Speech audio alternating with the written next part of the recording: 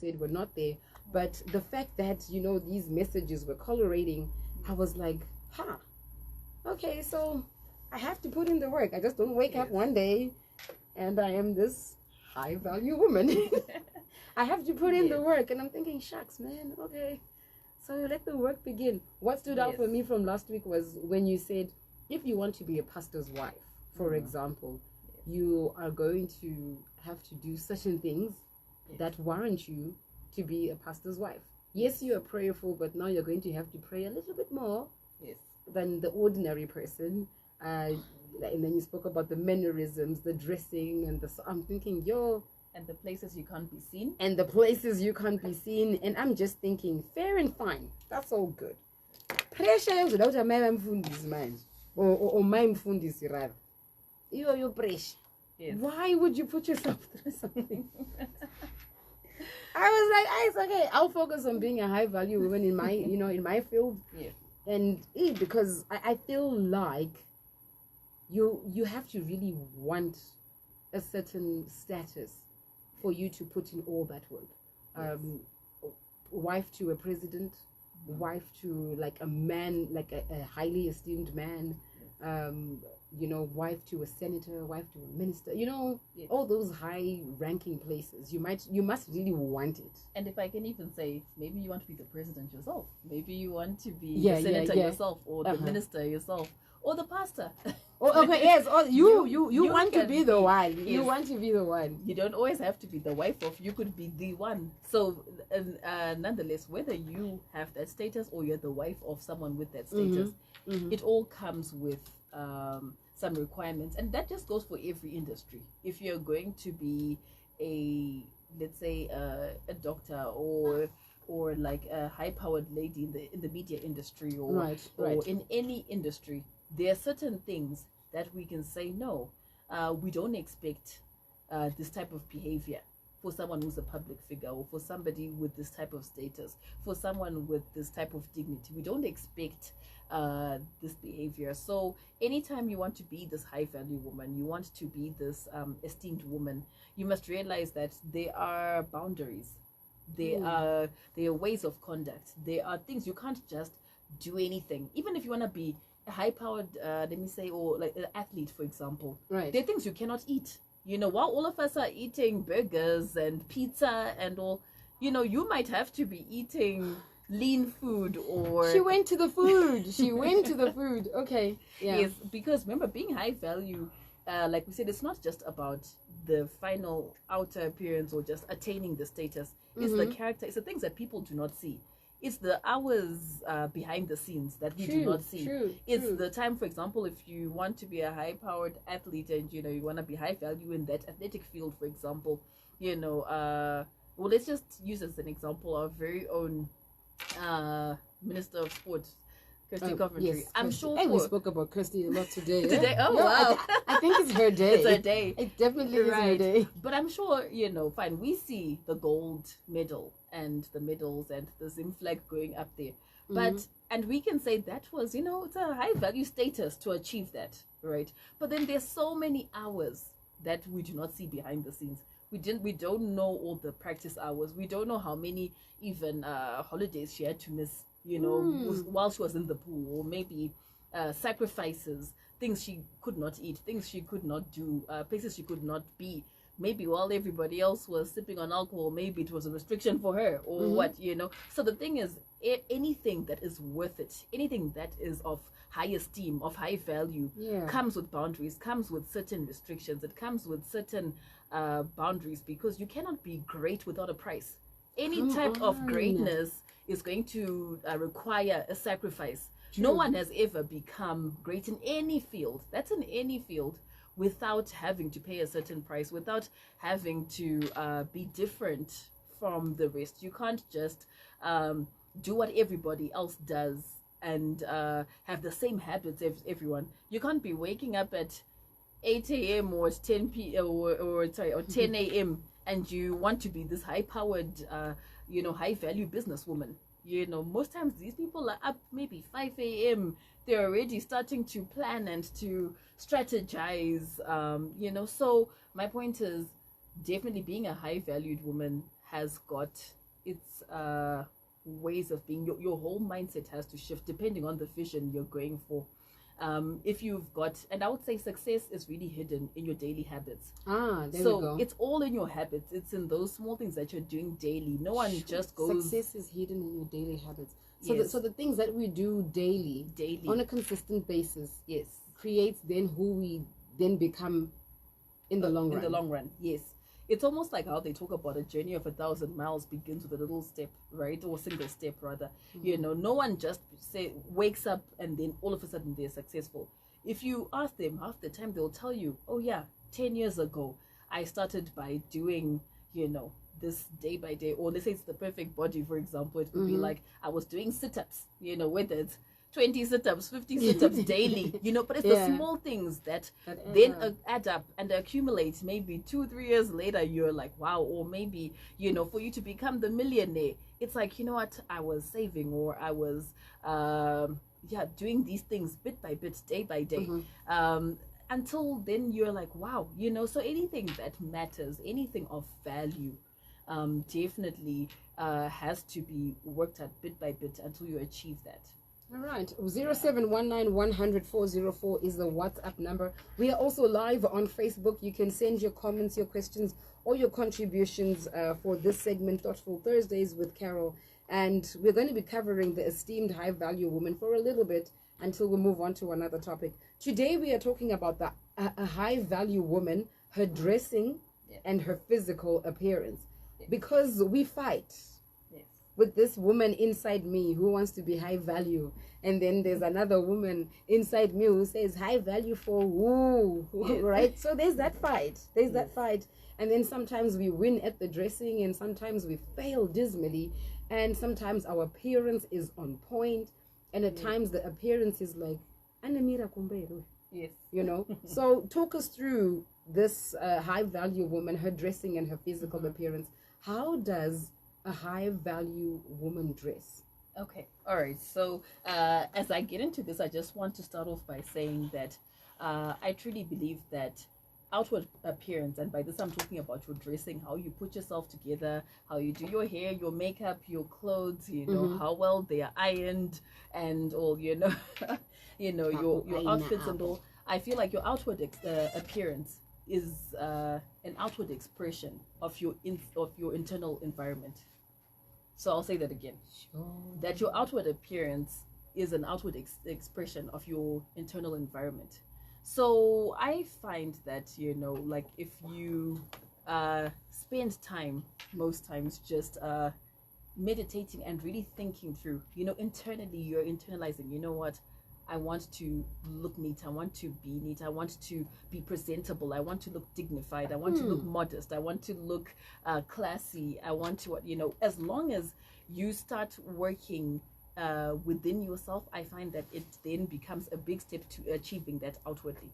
It then becomes an outward expression. So, for example, have you seen that there are different types of dress, different types of style? Yes. Some people are more artistic. Some people, as in like they can have 10 colors on them, but they look good. Have you seen those people where it's I don't know how they do it. It's like a red shoe, a white top, a blue skirt, but it somehow works. Yeah, some people are just artistic, and it just comes out like that. Which means most times inwardly they're probably very artistic in terms of how they think, probably very creative people. Right. Then there are those people that are maybe just a lot more of the plain colors. Okay, I'm a creative, but I'm more on the plain color side of things. If I wear print, it should be like the colors will make sense. Like today I'm in this blue with florals and everything. Like there's different like prints on it, but it's like the same color. So I think I grew into that whole plain minimalistic type of way of dressing. Yes. But I used to be that one.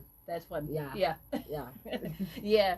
And then you find some people that are even quieter people. Sometimes you find they have from my experience, I've seen sometimes they just have like maybe plain colors that they like to wear, or subtle colors. Your whites, they go for maybe the whites, the grays, the what. You find maybe louder people have even when they get their makeup done, they've got the colorful wow glitter and I've been through that. and the lashes that are like extremely expressed. Yeah. The more corporate woman you find, if that's really how she is and how she visualizes herself, you'll find half the time it's very chilled, very soft, and yes. So my point is, like, most times it's really how someone sees themselves. I feel dressing is also driven by self-image. You know what you see and visualize yourself to be, really, you know.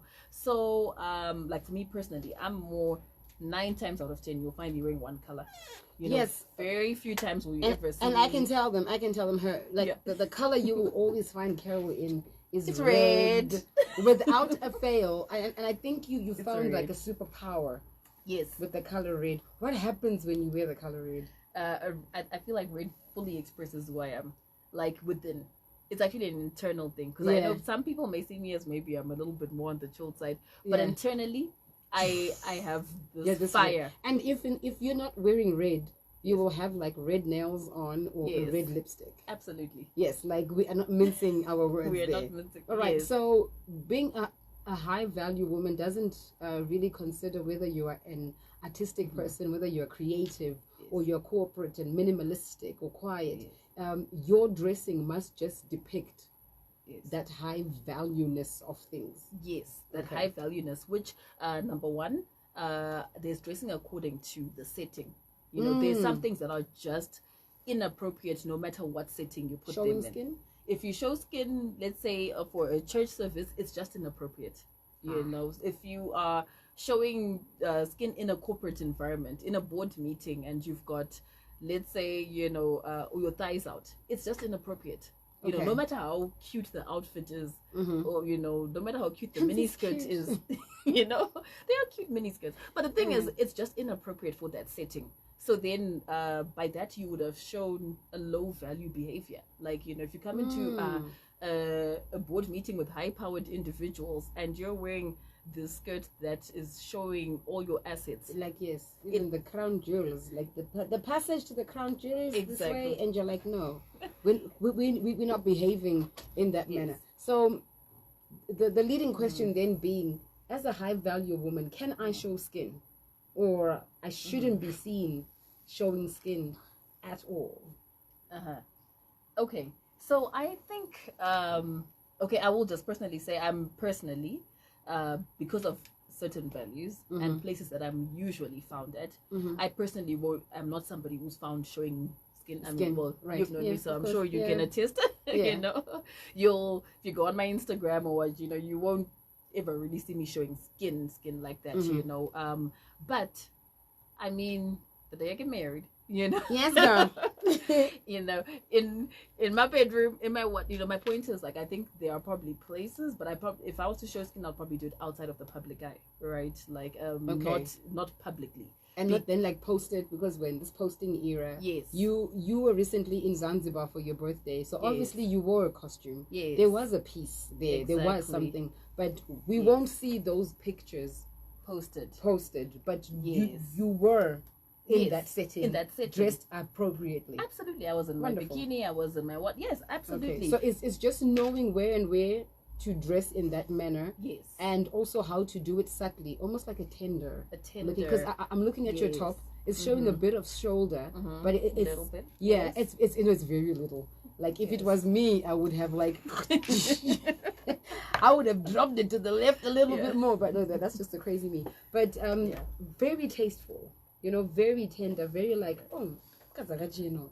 And I think that's what we really want at the end of the day, for people to respect us, because people do take us on face value before they even get to know us. What I'm dressed like. Exactly. That's how people will then address us. As we're wrapping up, do I have to break the bank to look like a high value woman? Do I have to be wearing designer?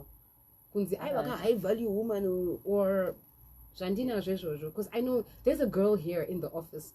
Oh my gosh, she's constantly in like beautiful dresses. I won't say her name because she might grow a big head. She's constantly in like beautiful dresses. And today I had to ask her, and she said, so she's got a good eye for this clothing, but she didn't break the bank. Absolutely, you do not have to break the bank at all, especially, look, I feel like there's certain pieces that you can probably extend a little more, you know, things like maybe your handbag and shoes. I think that's where I would say it's okay maybe to spend a little more, also because they're accessories that you use over and over again, and if it is a good handbag, you can use it for years, and if it's a good shoe, you can use it for years, so it becomes cost effective over the long run. But when it comes to like the actual clothes, the actual like outfits, you do not have to break the bank. I think it's all about knowing your style, knowing what suits you, knowing your body type, knowing your figure, and just taking it for what it is. Some people have got an apple shape, pear shape, bigger hips, no smaller hips, top, smaller top, and also if you can find something that is tasteful for your look and that makes you look appropriate, there are places in town where you can get a good outfit for like $15, you can get a good outfit for $10. You don't always have to be buying the $100 outfits, $200 outfits, not at all. You don't have to do all of that to look good. So being a high value woman is not about expensive things. It's not about expensive clothes. It's not about designer. It does not have to be designer for it to be nice. Some people wear designer and it looks terrible on them. I'm sure you've seen people with, Gucci, and it's like, and you're like, where? It's overwhelming. Where are you going? Even if it's original, it can be overwhelming and it can look tacky and look classless, Whereas, you can wear a very plain outfit. Does not have to be expensive. It could be a kumabero, as long as you test out the quality. Make sure it's a quality that does not look obviously look cheap, like when you look at it, and that it just suits your body. It makes sense for your body. I like how you put it across. Like, yes, look good, but stretch your dollar a little bit for like tangible accessories that will last you a while, like a good handbag that will pull through, a good belt that will pull through, jewelry, yes, like proper jewelry that will like pull through, and then the rest, guys, if you have a good eye, go and do the things, but make sure that they are washed and ironed, washed and ironed and clean. Yes, ironed and clean. Make sure that they are ironed and clean. Carol Shereni coming through for Thoughtful Thursday. And today we're talking about the appearance and the dressing of a high value woman. You can still send your questions, your comments, or your contributions. Next week, Thursday, we can tackle them when Carol comes back through. What are you looking forward to for the weekend? Oh, for the weekend. Well, for me, it's Valentine's week and weekend. It's the month. The whole month. So I'm looking to just a self-love weekend. Taking myself out, enjoying, just resting, doing all those little things that I haven't done in a little while because of being so busy. So, little pedicure, maybe a little massage. Yes, self-love. Don't make me jealous. Money and its many tails. If you or someone you know once had a lot of it and lost it all,